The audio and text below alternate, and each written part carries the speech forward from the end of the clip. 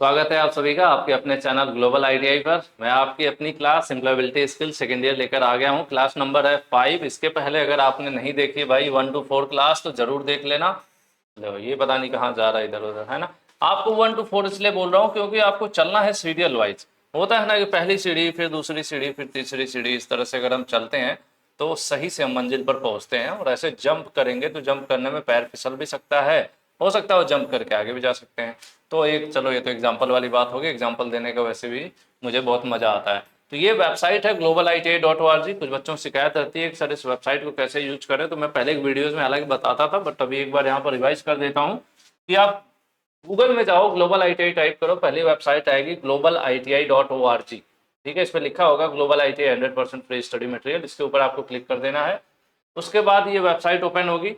इसमें एक ऊपर की तरफ या आपके मोबाइल में होगा तो लेफ्ट साइड में मेनू का ऑप्शन आएगा जिसमें आएगा कोर्स। ठीक है, आईटीआई कोर्स। कोर्स में आपको जाना है, इसमें एम्प्लॉयबिलिटी स्किल होगा। एम्प्लॉयबिलिटी स्किल पर जैसे क्लिक करेंगे पूछेगा भैया आप फर्स्ट ईयर वाले हो कि सेकंड ईयर वाले हो, तो आपको देखना होगा आप किस में हो। आप सेकंड ईयर में हो ना, तो आप सेकंड ईयर वाले पर क्लिक कर लेना। देखो एम्प्लॉयबिलिटी सेकंड ईयर, इसके ऊपर जैसे आप क्लिक करोगे इस कोर्स के अंदर आप चले जाओगे। आने वाले टाइम में और भी चीजें अपडेट होंगी यहाँ पर। फिलहाल के लिए जैसे आपकी क्लासेस चल रही है ना, क्लास 1 2 3 4 इस तरह से, जैसे आज क्लास 5 है, तो जब क्लास 5 कंप्लीट हो जाएगी तो यहाँ पर क्या होगा, क्लास 5 के लिए भी जो क्वेश्चन मैं आपको करा रहा हूँ उन क्वेश्चंस को ऑर्गेनाइज क्लास वाइज दे दूंगा। तो क्लास वाइज देने से फायदा क्या होता है कि अब मान लीजिए आपने मेरी क्लास देखी और क्लास से इस क्वेश्चन को कोरिलेट कर पाते हैं, एक अच्छा रिविजन का फंडा होता है, तो ये आपके काम आ सकता है। ठीक है, और बहुत ही जल्द यहाँ पर आपको आने वाले टाइम पर टेस्ट भी मिलेंगे। थोड़ा इंतजार करना पड़ेगा, बट जैसे यहाँ पर ये देख रहे हैं, इसके ऊपर आप जाओगे क्लिक करोगे, मैंने कर दिया। और अभी हालांकि इस पर वर्क चल रहा है, फिर भी यहाँ पर आ जाइए, इस पर आ गया ना एम्प्लॉयबिलिटी स्किल, इस तरह से मॉक टेस्ट। और इसमें नीचे की तरफ आएंगे, इस तरह से रहेगा भैया, स्टार्ट का ऑप्शन, स्टार्ट करेंगे। पूछेगा भाई ये किसका एग्जाम्पल है, तो आपका मन करेगा तो इस पर कर देंगे, फिर नेक्स्ट कर देंगे, फिर कहेगा अच्छा ये करो कि ये करो, ये कर देंगे आप, तो कहेगा भाई गलत आंसर दे दिया आपने, सही आंसर ये है। फिर आप करेंगे, सोचोगे कि अब बदल लेता हूँ, तो बदलेगा नहीं, क्योंकि गलती कर दी आपने तो कर दी। अगले पर आ जाओ, अगले पर आओगे, ये करते हैं तो क्या होगा, मान लो इस बार हम सही दे देते हैं भाई आंसर, तो कहेगा तो ग्रीन है, फिर हम नेक्स्ट पर आ जाएंगे। ठीक है, अब मैं फटाफट ऐसे ही कर देता हूँ कि समझ में आ जाए आपको। जैसे गलत करेंगे आप तो रेड हो जाएगा, अलग कलर का, ग्रीन हो, ये होगा बताएगा ये आंसर सही है। इस तरह से आप इसको कर सकते हैं। ठीक है, तो ये एक अभी ट्रायल चल रहा है, एक्चुअल में इस पर वर्क चल रहा है, बहुत जल्दी ये सही हो जाएगा पूरी तरह से, आपको यहाँ पर बहुत मजा आने वाला है। तो जब इस चीज़ को हमने कंप्लीट कर लिया तो आपको ये भी दिखाएगा, टोटल यहाँ पर लिस्टिंग हो जाएगी एक, और हो जाने दीजिए तभी मैं बताऊँ क्या लिस्टिंग हो जाएगी। लिस्टिंग ये हो जाएगी कि आपने कितना स्कोर किया है। ठीक है, जो भी क्वेश्चन है उसमें आपने 44% स्कोर किया है, और आपको पास होने के लिए कितना चाहिए, 33% चाहिए। तो मैंने ऐसे ही टिक दिया तब भी 44 हो गया। रिस्टार्ट करना चाहते हैं तो आप दोबारा रिस्टार्ट कर सकते हैं। बाकी सभी क्वेश्चंस के आंसर्स आपने कौन से दिए हैं, कौन से सही हैं, वो इकट्ठा आपको नीचे की तरफ भी दिखाएगा। तो भाई एक अच्छी कोशिश है, अगर पसंद आए तो आप लोग सहयोग कर सकते हैं। ग्लोबल आईटीआई वेबसाइट हर बच्चे तक पहुंचाइए, और इस तरह के जो कंटेंट है आपको, हो सकता हो जब आप ये वीडियो देख रहे हो तब तक और भी सारे अपडेट हो गए हो, बट धीरे धीरे होंगे। ठीक है, आपको थोड़ा सा तो इंतजार करना पड़ेगा। तो कहीं नहीं, आपको अपने ही कोर्स में एम्प्लॉयबिलिटी सेकेंड ईयर में आना है। एम्प्लॉयबिलिटी सेकेंड ईयर में आए, थोड़ा सा स्क्रॉल करेंगे, पहले क्या होगा, आपको क्लास वाइज क्वेश्चंस मिल जाएंगे। क्लास वाइज क्वेश्चन के बाद नीचे की तरफ जाएंगे, लिखा होगा mock test click here free, है ना, वाईफाई, इस तरह से करेंगे इस पर क्लिक तो आ जाएगा ये सब। चलिए, तो काम की बात हो गई। कुछ बच्चे पूछते रहते हैं इसलिए मैंने बता दिया। अब जब मैंने बता ही दिया तो अब कुछ काम कर लेते हैं, पढ़ाने की बात कर लेते हैं, पढ़ने पढ़ाने की। क्वेश्चन नंबर 81 आपके सामने है। क्या कह रहा है क्वेश्चन, पहली चीज एम्प्लॉयबिलिटी क्या है, सबसे आसान सब्जेक्ट है, व्यवहारिक सब्जेक्ट, हम आप जानते हैं। इसमें से 50% क्वेश्चन आपको पहले से ही आ रहा होगा, बस समझना है हमें कि सवाल क्या पूछ रहा है। जवाब तो आपके पास रहता है वैसे ही पहले से। ठीक है, चलिए समझने की थोड़ी सी कोशिश करते हैं। 81 कहने का क्या मतलब है, इसका मतलब है इसके पहले 1 से 80 तक क्वेश्चन हमने करा दिया है। किसमें करा दिया है, क्लास 01 से लेकर 04 तक, यानी 20 क्वेश्चन पर class. When others observe you and share what they feel about your performance, they, अगर कोई आपको देख रहा है, आप कोई कार्य कर रहे हैं और उसके बारे में वो क्या महसूस करता है वो आपसे बताए। फॉर एग्जाम्पल, अगर मैं आपको पढ़ा रहा हूं और आप मुझसे पढ़ रहे हो, उसके बाद आप मेरे बारे में कैसा महसूस कर रहे हो कि मैं जो पढ़ा रहा हूं वो कैसा पढ़ा रहा हूं, अच्छा पढ़ा रहा हूं या बुरा पढ़ा रहा हूं, ये क्या कहलाता है।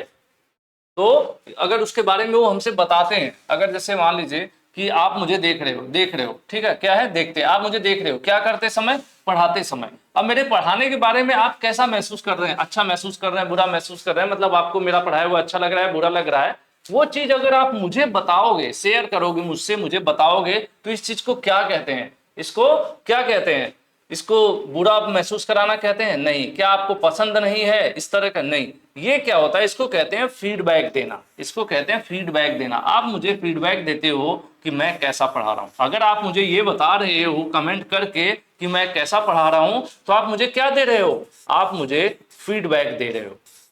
फीडबैक है ना, फीडबैक को हम लोग कहते हैं प्रतिक्रिया कहते हैं हिंदी में से। तो आप मुझे फीडबैक दे रहे हो। तो इसी प्रकार से कोई भी व्यक्ति कोई कार्य करता है और एक कोई दूसरा व्यक्ति उस कार्य को देख रहा हो उसके करते हुए और बताया कि वो कैसा कर रहा है, तो क्या देता है, फीडबैक कहते हैं। ठीक है, फीडबैक इंप्रूवमेंट के लिए बहुत जरूरी होता है, सुधार के लिए। जैसे कई बार क्या होता है कि कोई अपने जानने में तो अच्छा काम कर रहा है लेकिन फिर भी परफेक्ट नहीं कर पा रहा है, कुछ कमी रह जाती है, तो ऐसे में सामने वाला व्यक्ति अगर उसको बता दे कि भाई ये काम तो आपने बहुत अच्छा किया लेकिन ये थोड़ी सी कमी है, इसको आप सुधार लो तो और अच्छा हो जाएगा, तो क्या होगा, वो अपने काम को इम्प्रूव कर पाएगा। इसीलिए फीडबैक लेना जरूरी है। जो भी कंपनीज हैं, आपने देखा होगा आजकल फीडबैक कॉल आता है, आप बाइक सर्विस पर करा के आते हो, होंडा से फोन आता है कि सर आपकी बाइक सर्विस के लिए आई थी, आपको कैसा लगा, कोई दिक्कत तो नहीं हुई, वगैरह वगैरह। या रेस्टोरेंट में आपने खाना खाने गए वहां पर, तो उसके बाद आपसे कोई फीडबैक फॉर्म भरवा लेते हैं, सर हमारा सर्विस कैसा लगा, आपको खाना कैसा लगा, सब अच्छा तो था ना। तो इस तरह से क्या है, वो फीडबैक लेते हैं। अगर उन्हें 10 लोगों में से 8 लोगों ने कोई कमी बता दी, तो क्या करेंगे, उस कमी को दूर करने की कोशिश करते हैं। इसीलिए फीडबैक का होना जरूरी है या फीडबैक लेना जरूरी होता है। ठीक है, अगला क्वेश्चन देखते हैं। An employee gets feedback from superiors, HR and other colleagues. कोई एम्प्लॉय है, कर्मचारी है, जो काम करता है, ठीक है, काम कर रहा है और वो, एक मिनट, मैं कुछ गड़बड़ तो नहीं कर रहा, फिर से देखते हैं। An employee gets feedback from supervisor, HR and other colleagues. कह रहे हैं एक कर्मचारी है, कोई नौकरी करने वाला व्यक्ति है, उसका कोई सुपरवाइजर है या फिर उसका मैनेजर है, HR मैनेजर है, या उसके साथ के रहने वाले लोग हैं, वो क्या कहते हैं, वो भी फीडबैक दे रहे। क्या दे रहे हैं, फीडबैक दे रहे हैं उस व्यक्ति को लेकर कि भाई तुम जो काम कर रहे हो कैसा कर रहे हो, अच्छा कर रहे हो, बुरा कर रहे हो, या कोई चीज कितना सही कर रहे हो, उसमें क्या और सुधार करने की जरूरत है। तो ये सब चीजें क्या कहलाती हैं, वो फीडबैक क्यों देते हैं। एक्चुअल में फीडबैक क्यों दिया जाता है, फीडबैक इसलिए दिया जाता है कि जो कार्य वो कर रहे हैं उसमें इंप्रूवमेंट कर सके, मतलब उस कार्य को और अच्छा कर सके। ऐसा नहीं है कि फीडबैक इसलिए दे दिया जाता है कि सामने वाले को बुरा लगना हो। जैसे कि आप मुझे ये कह दो, मतलब फीडबैक देने का मतलब ये नहीं होता कि आप सामने वाले को इसलिए फीडबैक दो कि उसको बुरा लगे। नहीं, किसी को बुरा लगने के लिए फीडबैक नहीं दिया जाता है। फीडबैक दिया जाता है कि उस जो काम वो कर रहा है उसमें इंप्रूवमेंट हो सके। ठीक है, उसके बाद इंसल्टेड मतलब किसी को अपमानित करना, असहज महसूस कराना, नहीं, ये सब चीजें नहीं होता। फीडबैक क्यों दिया जाता है, फीडबैक इसलिए दिया जाता है कि व्यक्ति अपने कार्य में और बेहतर प्रदर्शन कर सके या अपने कार्य में और सुधार कर सके। ठीक है, चलिए नेक्स्ट क्वेश्चन की तरफ चलते हैं। 83, negative feedback is usually given. कह रहे हैं निगेटिव फीडबैक दिया जाता है, जनरली कैसे दिया जाता है, क्या लोगों को डिस्करेज करने के लिए, यानी हतोत्साहित, उसको निराश करने के लिए, मतलब उसके लिए दिया जाता है निगेटिव फीडबैक। दूसरा कह रहा है रिसीवर, जो व्यक्ति है जिसके बारे में हम फीडबैक दे रहे हैं, क्या उसको हर्ट कर दें, ऐसी बात बोलें कि उसको बुरा लग जाए दिल से, वो काम जो काम कर रहा है वो काम करना ही छोड़ दे, इसके लिए निगेटिव फीडबैक दिया जाता है। नहीं। या फिर किसी का मनोबल तोड़ने के लिए निगेटिव फीडबैक दिया जाता है। नहीं, निगेटिव फीडबैक इसलिए दिया जाता है कि वो क्या करे कि जो उसकी कमी है उसको सुधार सके। लेकिन उसमें एक तरीका होता है, निगेटिव फीडबैक को देने का जो तरीका होता है वो थोड़ा कंस्ट्रक्टिव होता है। कंस्ट्रक्टिव मतलब एक तरीका ये होता है कि मैं सीधे सीधे बोल दूं, एक में एक जोड़ोगे 2 हो जाएगा, ठीक है। और एक तरीका होता है कि कुछ अच्छे तरीके से मैं आपको समझाऊं कि अगर एक है, ये है, दोनों एक साथ हो गए तो कितना हो गया, 2 हो गया। तो मतलब रचनात्मक तरीके से, थोड़ा क्रिएटिव माइंड। कुछ लोग होते हैं ना, पढ़ाना तो सबको सेम चीज है, लेकिन कुछ लोगों को पढ़ाने की टेक्निक होती है, मतलब वो टेक्निक होती है, कह लीजिए, थोड़ा अच्छे तरीके से समझा पाते। तो वही चीज होता है निगेटिव फीडबैक। जब मुझे पता है कि मेरा दोस्त कोई काम कर रहा है और अच्छा नहीं कर पा रहा, अगर मैं डायरेक्टली उसको बोलूंगा अबे क्या बकवास काम कर रहा है तुम्हें, तो जैसे मान लो आपका दोस्त टीचर है, पढ़ाने की कोशिश कर रहा है, अभी नया नया पढ़ाना शुरू किया, अब उसे डायरेक्ट कह दो अबे क्या बकवास पढ़ा रहा है, तेरे बस का नहीं है, छोड़ ये सब क्या कर रहा है, तो क्या होगा, वो नेगेटिव फीडबैक आप दोगे और उस बेचारे का दिल टूट जाएगा और क्या होगा, वो फेल्योर हो जाएगा, हो सकता है वो छोड़ दे पढ़ाना। लेकिन एक तरीका ये भी होता है कि जानते हुए भी कि वो सही नहीं पढ़ा रहा है, फिर भी आप उसको थोड़ा सा इंकरेज करने के लिए इस तरह से कह सकते हो कि यार तुम जो है ना पढ़ा तो सही रहे हो, कैलकुलेशन वगैरह सही है, लेकिन जो थोड़ा सा समझा रहे हो ना, थोड़ा सा और अच्छे से समझाओगे तो मजा आ जाएगा। यानी आपने बोला तो निगेटिव ही है, लेकिन थोड़ा घुमा फिरा कर बोला है, तो उसको कहते हैं कंस्ट्रक्टिव फीडबैक। ठीक है, कंस्ट्रक्टिव फीडबैक बोला जाता है। तो यही है कि किस तरीके से दिया जाता है निगेटिव फीडबैक, रचनात्मक तौर पे दिया जाता है। ठीक है, तो यहां पर आंसर आपका ए सही हो जाएगा 83 का, कि जो आपको फीडबैक है किस तरह से दिया जाता है, कंस्ट्रक्टिव फीडबैक। कंस्ट्रक्टिवली मतलब है रचनात्मक तरीके से बात को थोड़ा सा घुमा फिरा कर बोलो कि उसको सामने वाले को बुरा भी ना लगे, लेकिन उसको पता भी चल जाए कि नहीं भाई उसके में कमी है, सुधार की जरूरत है। ठीक है, अब नेक्स्ट क्वेश्चन हम लोग देख लेते हैं। नेक्स्ट क्वेश्चन आपके स्क्रीन पर है, कह रहा है to improve your listening skill and become a better communicator you need to. देखिए कह रहे हैं कि आपको सुनने का कौशल जो है, अपना सुनने वाला जो कौशल है आपका, उसको सुधार करने की जरूरत है, जिससे कि आप एक अच्छा कम्युनिकेटर बन पाए। कम्युनिकेटर मतलब पहले यहां समझने की कोशिश करते हैं। कम्युनिकेशन के लिए जरूरी होता है दो चीजों का होना, एक बोलना आपको आना चाहिए और दूसरा सुनना आना चाहिए। ऐसा नहीं है कि आप बहुत बोलते हैं, अच्छा आप सिर्फ अच्छा बोल लेते हैं तो आप अच्छा कम्युनिकेटर बोले जाएंगे। कम्युनिकेटर मतलब वक्ता। कुछ लोग होते हैं ना, जैसे स्टेज वगैरह पर या फिर क्लासरूम वगैरह में, अगर आपको अचानक से खड़ा कर दिया जाए व्हाइट बोर्ड के पास और सामने 200 बच्चे हों, तो क्या होता है कि आता जो टॉपिक अंदर से आ रहा है ना, वो भी घबराहट होने लगती है। पहली बार कहीं डेमो देने जाए एक टीचर भी, तो भी ऐसा होता है। तो कम्युनिकेशन स्किल का सारा फंडा है। कुछ लोग क्या होता है बातू नहीं होते हैं, बातचीत बहुत अच्छे तरीके से कर लेते हैं, लोगों को इंप्रेस कर लेते हैं। तो बात यही हो रही है, कम्युनिकेशन के दौरान जो वक्ता, अगर आप बोलने में अच्छा एक्सपर्ट बनना चाहते हैं, तो आपके अंदर दो क्वालिटी होना जरूरी है। एक, आप बोलने में अच्छा हो, यानी आपके अंदर एक चीज होनी जरूरी, क्या है, स्पीकिंग स्किल्स।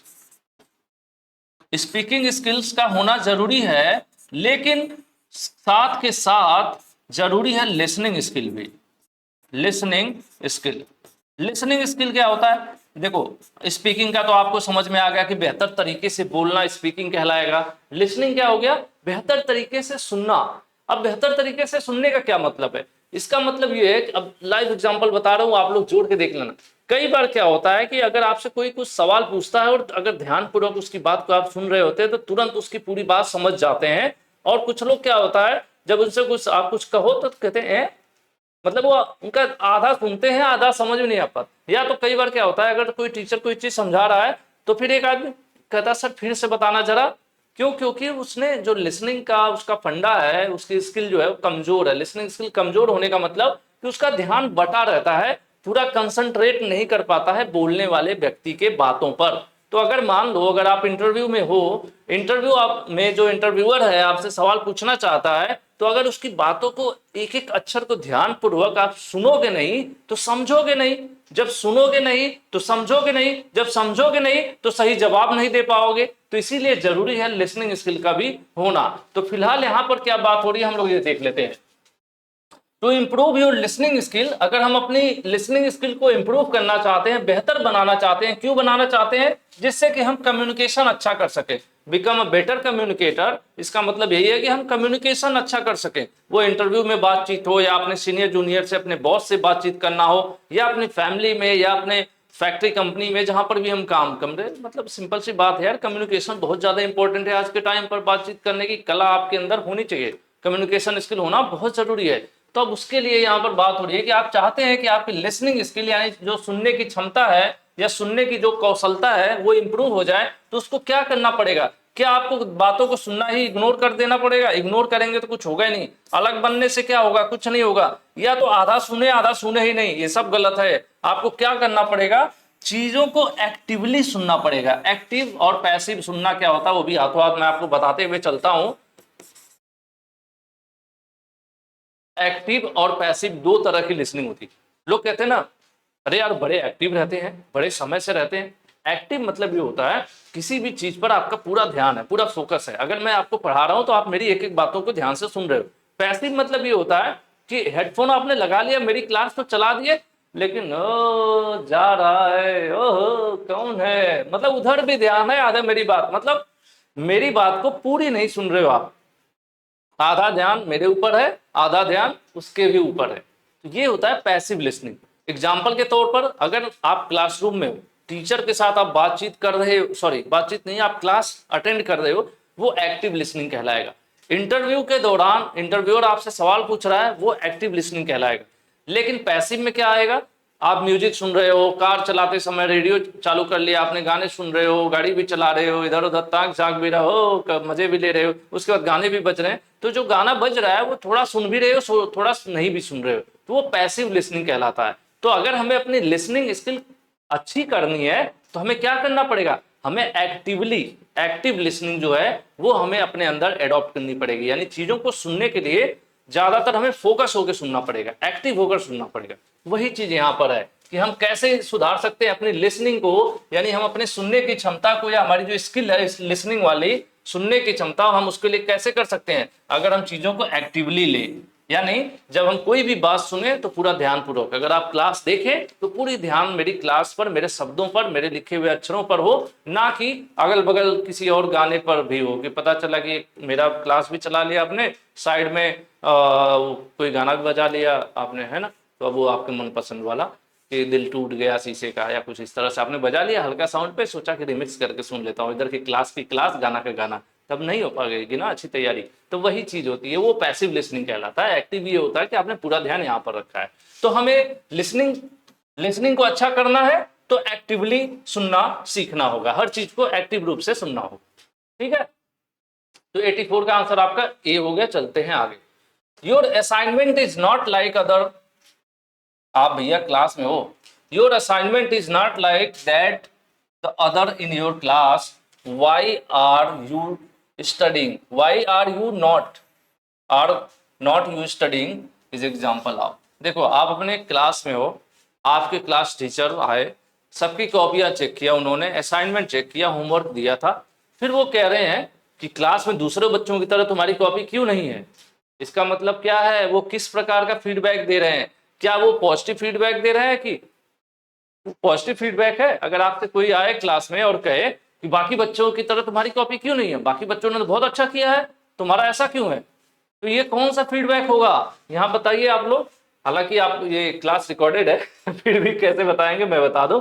देखो पॉजिटिव फीडबैक नहीं है, क्योंकि यहाँ पर कुछ अच्छा तो बताया नहीं जा रहा है, कहा जा रहा है कि आपके क्लास में दूसरे लोगों की तरह आपका असाइनमेंट नहीं है। कैसी पढ़ाई, तुम पढ़ाई क्यों नहीं कर रहे हो, पढ़ाई क्यों नहीं कर रहे हो, पढ़ाई क्यों नहीं कर रहे हो भाई। तो ये क्या है, यह एक निगेटिव फीडबैक है। कैसा फीडबैक है, ये निगेटिव फीडबैक है। इसमें यह भी नहीं बोला जा रहा है कि बेटा थोड़ा मेहनत कर लो अच्छे नंबर आ जाएंगे, अगर वो रहता तब तो यहाँ पे इंकरेजिंग होता कि भाई इंकरेज कर रहे हैं, प्रोत्साहित कर रहे हैं। यहाँ पे तो सीधे से बोल रहे हैं ना कि तुम्हारा असाइनमेंट जो है क्लास के दूसरे बच्चों की तरह क्यों नहीं है, पढ़ाई पर क्यों नहीं ध्यान दे रहे हो, है ना, पढ़ाई क्यों नहीं कर रहे हो। तो ये क्या हो गया, एक निगेटिव फीडबैक हो गया, ठीक है। तो यहां पर आंसर आपका सी सही हो जाएगा। चलिए नेक्स्ट क्वेश्चन है, giving positive comment followed by suggestion. दो चीजें देना है, एक तो आपने पॉजिटिव कमेंट दे दिया, फिर सजेशन दे दिया इंप्रूवमेंट के लिए, और फिर आपने पॉजिटिव कमेंट दे दिया, तो इसको क्या कहते हैं। देखो एक टेक्निक होती है, एक टेक्निक होती है कि जैसे मान लो कोई भी है आपका दोस्त, ठीक है, आपका दोस्त है, वो क्या करता है, वो गाना गाता है, ठीक है, गाना गाता है, मान लो सिंगर है।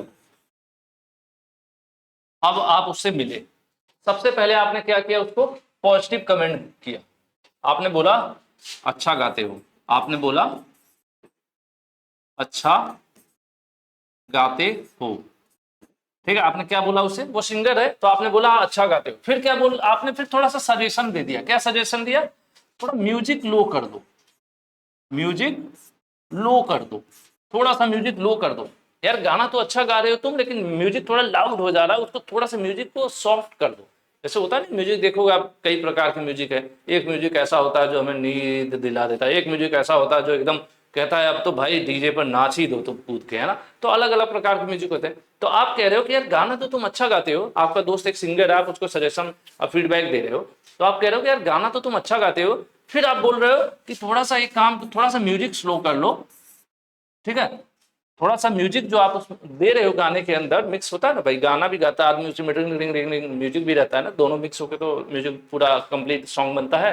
तो गाना अच्छा गाते हो, थोड़ा सा म्यूजिक को जो है स्लो कर लो, लो नहीं या स्लो, इसको स्लो कर लो, है ना, म्यूजिक थोड़ा स्लो कर लो। और फिर लास्ट में आपने फिर क्या कर दिया, सजेशन दिया, और लास्ट में फिर से पॉजिटिव कमेंट दे दिया। यानी तीन चीजें आपने की, पहले पॉजिटिव बोला उसके गाने के बारे में, फिर सजेशन दिया, और फिर बाद में लास्ट वाली जो लाइन है वो क्या कर दिया आपने, फिर पॉजिटिव कमेंट दे दिया। ठीक है, आपने बोला सब बहुत अच्छा गाते, बहुत अच्छा गाते हो, या बहुत अच्छा गाना बनेगा तुम्हारा, गाना है, बहुत अच्छा गाना है तुम्हारा। तो इस चीज को अगर आप देखोगे तो इसमें तीन लेयर बन जाती है ना, तीन लेयर बन जाती है ना। बर्गर खाने आप जाते हो तो बर्गर में आप देखते हो तीन लेयर होती है ना, ऊपर होता है बन या पाव या रोटी, पाव रोटी या बन जो भी कह लो, जो ब्रेड होता है ऊपर होता है, बीच में फिर क्या होता है, आलू टिक्की होती है, फिर नीचे क्या होता है, ब्रेड होता है, ऊपर ब्रेड नीचे ब्रेड बीच में आलू टिक्की। तो एक तरह से ये दिख नहीं रहा है, ये हो गया आपकी, ये हो गई आपकी आलू टिक्की, ये हो गया आपका ब्रेड, ये हो गया आपका ब्रेड। ये कौन सी, इसको हम क्या कहते हैं, इसको बर्गर टेक्निक बोला जाता है। यानी हम किसी को फीडबैक दे रहे हो, पहले उसके काम के बारे में अच्छा बोले, फिर बीच में कोई ऐसी चीज हो जिसको सुधारना हो तो कहते हैं भाई इसको थोड़ा सुधार लो, फिर लास्ट में बोले कि यार बहुत अच्छा है। यानी एक तरह का कंस्ट्रक्टिव फीडबैक ही है, लेकिन इसमें तीन स्टेप हैं। क्या है, अच्छा बोलना, इंप्रूवमेंट के लिए सजेशन देना, फिर अच्छा बोलना। तो ये शेप ले लेता है एक बर्गर का, तो इसीलिए इसको बोला जाता है burger technique, burger feedback technique. ठीक है, तो यहां पर भाई आंसर आप लोग कर लेना सी सही। मुझे समझ में आया, आपको समझ में आ गया होगा, समझ में आ गया तो नीचे कमेंट करना वीडियो के, ठीक है। चलिए आगे बढ़ते हैं। देखो कोई ऐसा तो नहीं है बर्गर खाने चला गया, क्लास देखने के बाद जाना, ठीक है। When you provide feedback tell the listener that you are providing, ठीक है। अगर आप किसी को फीडबैक दे रहे हो, किसी को फीडबैक दे रहे हो, तो जिसको दे रहे हो उसको बताओ कि आप क्या दे रहे हो, जैसे आप मान लो किसी से मिले, ठीक है, उसको आप फीडबैक दे रहे हो, तो आप उसको किस प्रकार का फीडबैक दो। सिंपल सी बात है, अगर आपसे किसी को फीडबैक देना हो, अगर आपको मौका मिलता है तो हमेशा आप किसी को फीडबैक कौन सा देंगे, कंस्ट्रक्टिव फीडबैक हमेशा देना चाहिए हमें। अगर किसी को चाहते हैं फीडबैक देना तो आप हमेशा उसको कौन सा इंप्रूवमेंट के लिए फीडबैक किसके लिए दिया जाता है, कि वो सुधार कर सके, और सुधार वाला फीडबैक हमेशा कंस्ट्रक्टिव के रूप में ही दिया जा सकता है। तो यहां पर आपका जो है सी वाला आंसर सही हो जाएगा, क्योंकि निगेटिव फीडबैक देने का मतलब नहीं है सामने वाले, अब कमेंट करने का भी कोई मतलब नहीं है। सजेशन ही एक तरह से कंस्ट्रक्टिव फीडबैक में चीजें आ जाती हैं। कंस्ट्रक्टिव फीडबैक में तीनों चीजें एक तरह से आ जाती हैं। थोड़ा आप पॉजिटिव बोलते हैं, निगेटिव बोलते हैं, जो निगेटिव बोलते हैं उसके बदले आप सजेशन भी देते हैं कि भाई ये चीज ऐसे है, इसको सही कर लो। तो एक तरह से ये सब किसमें आ जाता है, कंस्ट्रक्टिव फीडबैक में ही आ जाता है। इसीलिए यहाँ पर 87 का आंसर क्या हो जाएगा, सी हो जाएगा। नेक्स्ट चलते हैं 88। Self reflection is the process of, कह रहे हैं कि सेल्फ रिफ्लेक्शन किसको कहते हैं। कभी आपने ये डायलॉग सुना है, कभी खुद में तो झांक के देखो, बड़े आए हो बात करने वाले कभी सुना है आपने। तो क्या ऐसा पॉसिबल है कि आप अपने अंदर देख सकते हो, ऐसे आप अपने अंदर देख सकते हो, पॉसिबल नहीं है ना, बट एक कहावत है। तो ये एक्चुअल में ये है क्या, सेल्फ रिफ्लेक्शन मतलब वही है, खुद को देखना, खुद को पहचानना, अपने को पहचानना, अपनी आपके अंदर क्या पॉजिटिव है, आपके अंदर क्या निगेटिव है, आपका कैरेक्टर अच्छा है कि बुरा है। सेल्फ एनालिसिस, आप अपने को एक प्रोडक्ट समझ लो और ये प्रोडक्ट जो है अच्छा है बुरा है, क्यों अच्छा है क्यों बुरा है, इसकी एनालिसिस, वही एक तरह से होता है सेल्फ रिफ्लेक्शन। खुद के बारे में स्वयं ही सोचना विचारना, ठीक है। फिलहाल हम लोग आंसर दे लेते हैं। कमेंटिंग का कोई मतलब नहीं है, फीडबैक यहाँ पर देने की बात नहीं हो रही है। लुकिंग फॉरवर्ड मतलब कोई भी चीज छोड़कर कहते हैं चलो यार आगे बढ़ो, इस जिंदगी में सब चीजें होती रहती हैं, आगे की सोचो, तो वो चीज लुकिंग फॉरवर्ड हो गया। लेकिन यहाँ पर क्या है, लुकिंग इनवर्ड। इनवर्ड मतलब है खुद के अंदर झांकना। सेल्फ रिफ्लेक्शन मतलब खुद के अंदर झांकना। खुद के अंदर झांकने का मतलब क्या हो गया? खिड़की तो है नहीं हम कि हमारे अंदर खिड़की लगी है, कोई ऐसे झांक लूं मैं अपने अंदर, नहीं ना। खुद के अंदर झांकने का मतलब है अपने कैरेक्टर, अपने स्ट्रेंथ, अपनी वीकनेस, आप किस प्रकार के व्यक्ति हैं, आपके अंदर निगेटिव पॉजिटिव जो चीजें हैं उसके बारे में सोचना, यही कहलाता है अपने व्यक्तित्व के बारे में विचार करना कि आप समाज के लिए कैसे हैं, समाज के प्रति, आपके परिवार के प्रति आपका व्यवहार कैसा है, सब मिलाकर अपनी एनालिसिस, वही कहलाती है भाई सेल्फ रिफ्लेक्शन। ठीक है, यहां पर आंसर आपका क्या हो जाएगा? बी सही हो जाएगा। चलिए आगे बढ़ते हैं। We take time to think, pay attention to our thoughts, emotion, decision, behaviour, it is called. कह रहे हैं कि हम समय लेते हैं, किसमें समय लेते हैं? सोचने में, ठीक है, और ध्यान देते हैं अपनी सोच पर, अपने इमोशंस पर, जो हमारे इमोशंस हैं, पॉजिटिव निगेटिव इमोशंस आते रहते हैं ना, उस हमारे डिसीजन पर, हमारे बिहेवियर कैसा है, यह क्या कहलाता है? यही तो कहलाता है भाई सेल्फ रिफ्लेक्शन। यही तो मैं आपसे समझा रहा था इतनी देर से, इसमें सोचना ही नहीं है आपको, यही कहलाता है सेल्फ रिफ्लेक्शन। सेल्फ रिफ्लेक्शन मतलब खुद के बारे में, खुद को सोचना, अपने बारे में, आपके अपने व्यवहार के बारे में, आपका बिहेवियर कैसा है, आप जो डिसीजन ले रहे हो वो अच्छा ले रहे हो कि बुरा ले रहे हो, आप जो सोच रहे हो वो कैसा है, मतलब आप जो सोच रहे हो आपकी सोच कैसी है, और कोई भी काम है उसको ऐसे ही बस ऐसा नहीं कि मन में आया कर दिया, कुछ भी करने से पहले उसके बारे में सोचना, सोचने के लिए समय लेना, उसके बाद डिसीजन लेना, यह सब क्या है? यह सब है सेल्फ रिफ्लेक्शन। ठीक है, क्या है? Self reflection. तो इसमें कुछ सोचने की जरूरत नहीं है आपको। बाकी यहाँ पर कंस्ट्रक्टिव आलोचना का कोई लेना देना नहीं, फीडबैक का भी कोई लेना देना नहीं, निगेटिव, क्योंकि यहाँ पर कोई फीडबैक का जिक्र ही नहीं हो रहा है। यहाँ पर फीडबैक का जिक्र नहीं हो रहा है। क्या बोला जा रहा है? जब हम सोचने और अपने विचारों, अपने भावनाओं, अपने निर्णय, अपने व्यवहार पर ध्यान देने के लिए समय निकालते हैं, तो हम कहते हैं कि हम खुद में झांकने के लिए समय निकालते हैं, यानी स्वयं का एनालिसिस करते हैं कि आखिर हम व्यक्ति कैसे हैं। ठीक है, और समय समय पर आपको भी कभी कभी अकेले में शांति से बैठकर खुद के बारे में सोचना चाहिए कि आप आखिर इस धरती पर हो तो आप क्यों हो, कभी इसके बारे में भी आपको थोड़ा समय निकालकर सोचना चाहिए कि आप दूसरों के प्रति कैसे हो, किसी के लिए आपने कुछ अच्छा किया है कभी, ये सब चीजें आपको सोचना चाहिए अपने अंदर। ठीक है, अब ये नहीं मैं कहूंगा आज ही सोचना है कल सोचना है, बट अपनी एनालिसिस करते रहना चाहिए। ठीक है, नेक्स्ट क्या है? Identifying things that are under our control, यानी उन चीजों को पहचानना, उन चीजों को पहचानना जो हमारे कंट्रोल में है, और those not under our control, और उन चीजों को पहचानना जो हमारे कंट्रोल में नहीं है, हेल्प अस टू बी। कह रहे हैं कि अगर हम ये पहचान सकें कि मेरे कंट्रोल में क्या क्या चीजें हैं और क्या क्या चीजें मेरे कंट्रोल में नहीं है, अगर देखा जाए तो इसको दूसरे शब्दों में कहा जाए कि हम अपने पॉजिटिव, यानी हम अपने स्ट्रेंथ को, अपनी ताकत को पहचान पाए और अपनी वीकनेस, अपनी कमजोरियों को समझ पाए, तो इसको क्या कहा जाएगा? इसको क्या कहा जाएगा? क्या इसको शांतिपूर्ण कहा जाएगा, या कोई नहीं कहा जाएगा, या निराशा कहा जाएगा? नहीं, इसको कहा जाएगा सेल्फ अवेयरनेस, खुद के बारे में जानकारी होना। और सेल्फ एनालिसिस बहुत ज्यादा जरूरी होता है, क्योंकि देखो हर कोई आईएएस नहीं बन सकता, हर कोई पीसीएस नहीं बन सकता, हर कोई जो है आंख बंद करके तीर नहीं मार सकता निशाने पर, सबकी अपनी क्वालिटीज होती हैं। तो इसी तरह से हमें भी दूसरों को देख कर नहीं कि यार वो तो आंख बंद करके तीर मार देता है सीधे मछली के आंख में, तो सब नहीं कर सकते।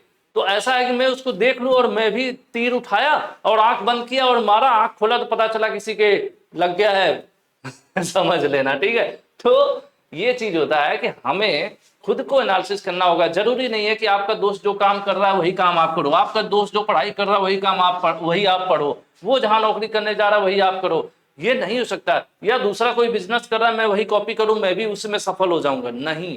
आपको अपनी चीजें देखनी होगी कि आपके अंदर क्या अच्छा है, क्या बुरा है, यानी क्या ऐसा है जिसको आप कंट्रोल कर सकते हो, क्या ऐसा है जो आपके बस का नहीं है।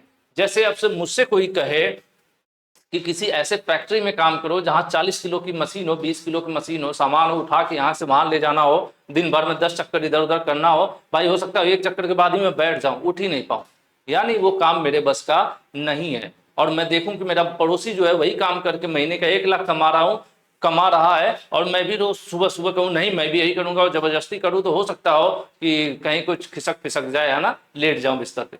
तो सबकी अपनी कैपेबिलिटीज होती हैं, सबकी अपनी पॉजिटिव स्ट्रेंथ होती हैं, सबकी अपनी कुछ चीज़ों में कोई अच्छा होता है, कोई कुछ चीज़ों में अच्छा होता है। तो वही चीज़ है, इसको हमें पहचानना चाहिए हमारे अंदर क्या अच्छा है क्या बुरा है, और उसको एक्सेप्ट भी करना चाहिए, और उसी हिसाब से हमें आगे काम करना चाहिए। कहानी यही है बस टोटल, ठीक है। तो इसको हम क्या कहते हैं, मोर अवेयर, सेल्फ अवेयरनेस, मतलब खुद के बारे में जानना, स्व जागरूक होना। ये बहुत ही ज्यादा जरूरी है भाई, आप अपने बारे में जानो, ठीक है। नहीं तो दूसरे का देख के नहीं कि वो ऐसे कर रहा तो मैं भी वही करूं, जरूरी नहीं है। वो सफल हुआ, हो सकता है उसकी स्ट्रेंथ दूसरी हो, उसकी शक्तियां दूसरी हो, और आपकी वो ना हो, इसलिए आप फेल हो जाओगे, है ना।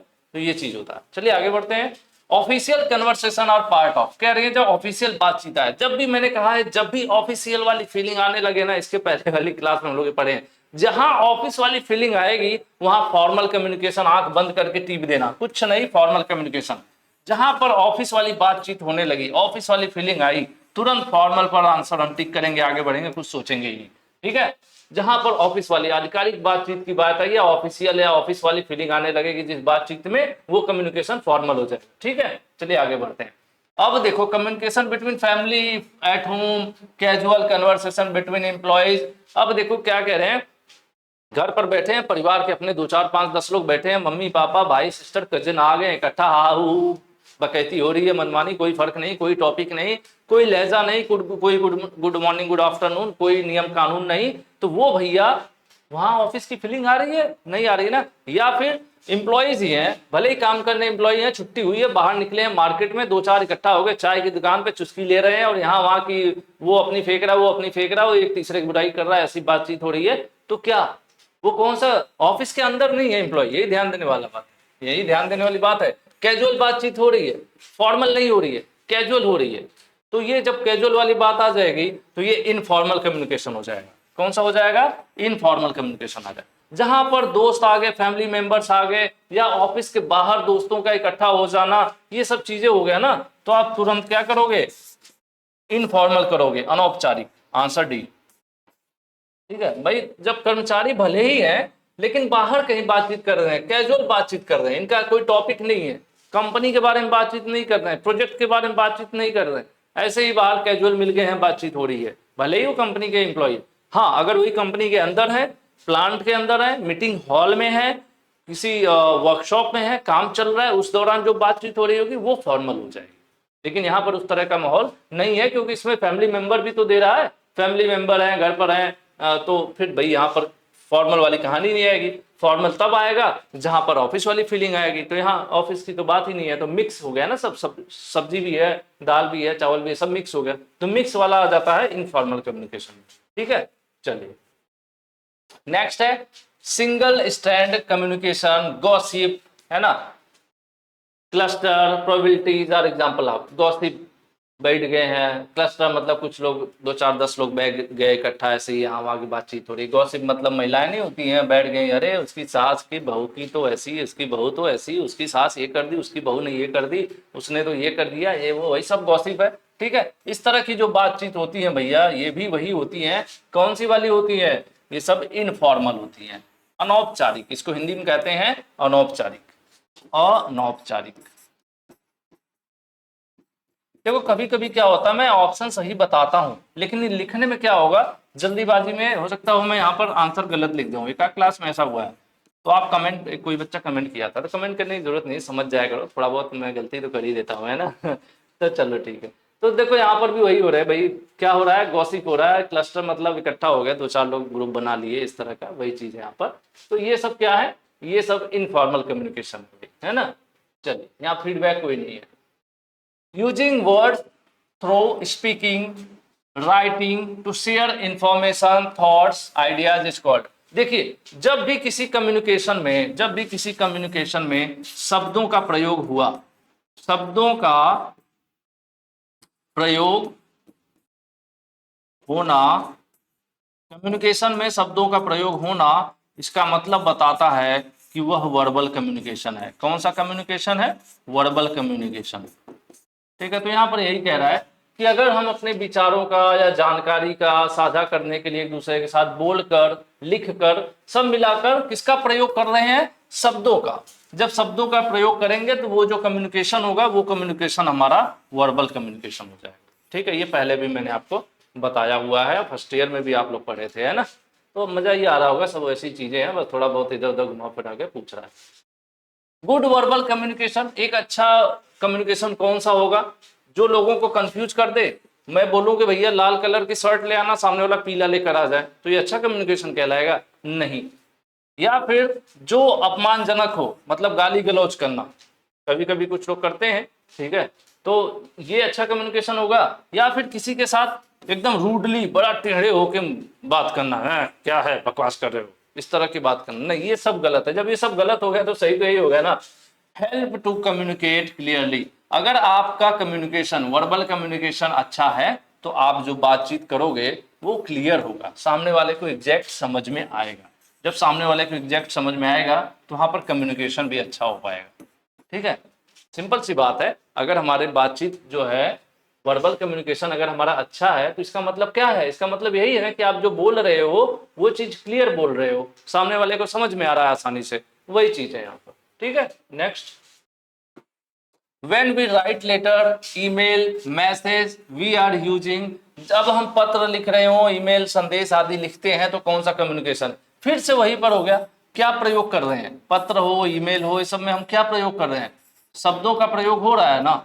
जब शब्दों का प्रयोग होगा तो कौन सा कम्युनिकेशन होगा? सिंपल सी बात है, शब्दों का प्रयोग होगा तो हमारा वर्बल कम्युनिकेशन होगा। शब्दों का प्रयोग होने का मतलब है वर्बल कम्युनिकेशन। बिना कुछ सोचे आपका आंसर बी कर लेना। जिस भी कम्युनिकेशन में ऐसा बातचीत करने का तरीका, बोलकर हो, बोलेंगे तो भी हम शब्द बोल रहे हैं, लिखेंगे तब भी हम शब्द लिखेंगे, तो बोलकर हो या लिख कर हो, शब्दों का प्रयोग होगा तो वर्बल कम्युनिकेशन कहलाएगा। और जिसमें इशारों का या फिर साइन का, निशान का, इस तरह का प्रयोग होगा वो नॉन वर्बल कहलाएगा। जैसे कम्युनिकेशन विदाउट वर्ड, जिसमें शब्दों का प्रयोग ना हो लेकिन गेस्चर, मतलब चेहरे का हाव भाव, बॉडी लैंग्वेज, जैसे बॉडी लैंग्वेज क्या होता है, उठूंगा, इस तरह से बोलता नहीं आदमी, ऐसे करता है ना, या फिर बहुत गुस्से में एकदम लाख आंख लाल किया है, बड़ी बड़ी कर लिया, गुस्से में कांप रहा है एकदम, तो बीपी हाई हो जाता है। तो ये सब क्या है, इससे हमें पता चल जाता है कौन कैसे है, गुस्से में है, क्या है। तो सब मिलाकर इशारों में बातें करना, चेहरे का हाव भाव, ये सब जो उपयोग करके अगर हम बिना कुछ बोले भी कम्युनिकेशन कर रहे हैं, होता भी है, लोग इशारों इशारों में बहुत कुछ बातचीत कर लेते हैं और शाम को मिल भी लेते हैं उसी टाइम पर जो इशारों इशारों में बात किए हैं ना, तो उसको क्या कहते हैं, उसको नॉन वर्बल कम्युनिकेशन कहते हैं। भाई ऐसा कम्युनिकेशन जिसमें शब्दों का प्रयोग नहीं होगा वह कम्युनिकेशन नॉन वर्बल कहलाएगा, ध्यान रखिएगा। जिसमें शब्दों का प्रयोग हुआ वह वर्बल कम्युनिकेशन, भले वो बोलकर हो या लिख कर हो, और जिसमें शब्दों का प्रयोग ना हो, इशारों का प्रयोग हो, बॉडी लैंग्वेज का प्रयोग हो, या फिर साइंस वगैरह कुछ साइन बना दिए जाए, जैसे कहीं ऐसे बना रहेगा, किसका मतलब क्या होगा, इधर इधर मुड़ना है, ऐसे है तो इधर मुड़ना है, ठीक है। या फिर इस तरह से एक मुंडी बना के इस तरह से दो हड्डी बना देते हैं, तो इसका मतलब हम लोग पहले दूरी बना लेते हैं, खतरा है, बोलता नहीं है, यहाँ लिखा भी नहीं है, लेकिन हम समझ जाते हैं खतरा है। तो क्या है, ये सब सिंबल्स हैं। तो सिंबल्स हो, बॉडी लैंग्वेज हो, इशारे हो, ये सब कहाँ पे यूज होते हैं, नॉन वर्बल कम्युनिकेशन के अंतर्गत आते हैं। ठीक है, चलिए अगला देख लेते हैं। The ability to receive and accurately interpret message in communication process is called. देखो, अगर कोई व्यक्ति आपसे कोई बात कह रहा है और उस बात को आप आसानी से समझ जा रहे हो तो उसको क्या कहेंगे, वो कौन, क्या है, कम्युनिकेशन में उसको क्या कहेंगे। देखिए, होता क्या है ना कि कई बार अगर आपसे कोई क्वेश्चन पूछता है, आप आंसर जानते हो लेकिन कई बार आप क्वेश्चन समझ ही नहीं पाते। वही होता है एम्प्लॉयबिलिटी में, बोलता हूँ कई बार क्वेश्चन को समझना बहुत जरूरी है। क्वेश्चन समझ लोगे तो आंसर आप दे लोगे। जैसे कह रहा है कि कम्युनिकेशन, संचार मतलब कम्युनिकेशन, कम्युनिकेशन प्रक्रिया में संदेशों को प्राप्त करने और सटीक रूप से व्याख्या करने, मतलब उसको समझना, व्याख्या मतलब समझ लेना, समझ लेना, ठीक है, समझ लेना जो है, समझ लेने, लेने हो जाएगा, समझ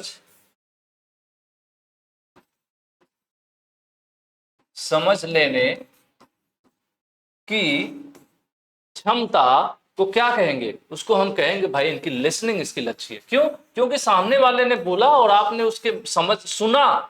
सिर्फ सुनना बड़ी चीज नहीं होती है। जैसे मेरी क्लास को सब लोग सुन रहे होंगे तो क्या सबको सबको समझ में आ गया? नहीं। जिसकी लिसनिंग स्किल जितनी अच्छी होगी उसको उतना ज्यादा समझ में आएगा। वही चीज यहां पर है कि किसी के बात को सुनकर उस बात के मतलब को समझ लेना लिसनिंग स्किल के अंतर्गत आएगा।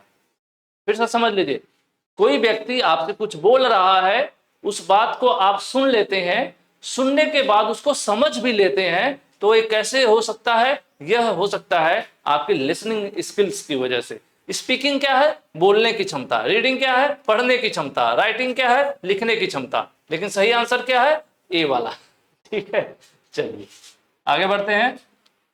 क्वेश्चन कह रहा है good listening skill make workers. अगर आपके फैक्ट्री में काम करने वाले लोग हैं, मान लो आप कंपनी के मालिक हो, आपके यहाँ 100 लोग काम करने वाले हो, और उनके अंदर लिसनिंग स्किल अच्छी हो, मतलब उनके सुनने की जो क्षमता है वो अच्छी हो, तो उससे क्या प्रभाव पड़ेगा? यह सिंपल सी बात है। मैं कोई बात बोलूंगा, एक बार में वो समझ जाएंगे और मीटिंग खत्म, तुरंत जाएंगे अपने काम पर लग जाएंगे और काम भी बेहतर तरीके से करेंगे, क्योंकि मैंने उनको जो समझाया वो समझ गए।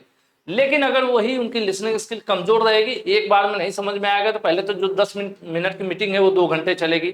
समझाते समझाते उसको मुझे 5 बार समझाना पड़ेगा, और 5 बार भी समझाने के बाद क्या गारंटी है कि जब मशीन पर हो जाएगा तो उसको 5 बात याद रहेगी, एक तो भूल जाएगा।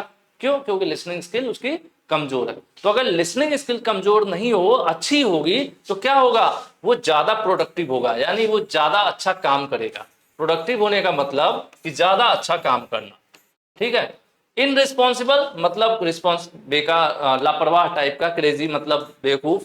इनएफिशिएंट मतलब जो इनएफिशिएंट मतलब जो बहुत सही तरीके से सक्षम ना होना।